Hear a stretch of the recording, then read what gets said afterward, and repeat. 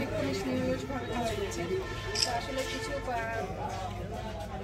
সমস্যার কারণে হয়তো আমরা পুরোপুরি কাজ করা যাচ্ছে না। যেমন রাস্তা কাটা আছে, তারপর অতিমাত্রায় যেখানে সেখানে সিএনজি স্ট্যান্ড, তারপর হচ্ছে সিএনজি চালিত অটোরিক্সা যেগুলো সেগুলো সংখ্যা পেয়ে যাওয়ার জন্য আমাদের ট্রাফিক পুলিশ আমাদের পঞ্চবটি যে রাস্তাটা হচ্ছে রাস্তা কাটা, সেটার জন্য হচ্ছে এখন বেশি যানজট সমস্যার সম্মুখীন হচ্ছে।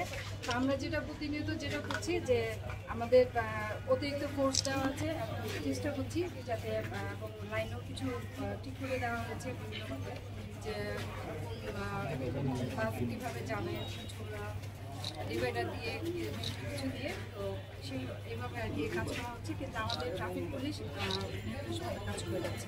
এটা তো মোবাইল কোড তো হচ্ছে, মাঝে মধ্যে তো মোবাইল কোড হচ্ছে, সেক্ষেত্রে হচ্ছে যে এটা উচ্ছেদ অভিযান হচ্ছে এবং এগুলো কত হচ্ছে। আমরা ট্রাফিক পুলিশ হচ্ছে মোবাইল কোডের সাথে একসাথে যৌথভাবে কাজ করছি।